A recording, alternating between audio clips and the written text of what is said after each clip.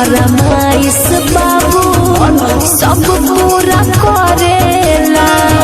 अरे हल्का में लगेला भले सब जिला लहरा के छोड़ देले बा जान तोहरा के देख मुंह मोड़ लेले बा। अरे ऐसे जानी बोला बाबू कुछ दिन के बाद हो बुझाए लागी। हमरा जिला के जे लाग जाई मोहर करे जाओ सोहर गवाए लागी। हमरा जिला के जे लाग जाई मोहर करे जाओ सोहर गवाए लागी। बुझले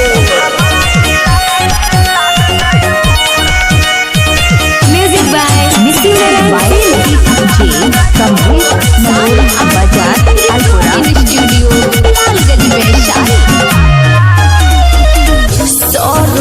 सवरिया राइट सुन आकाश लागी जब झटका हम देखब आकाश हर कुछ बुझाए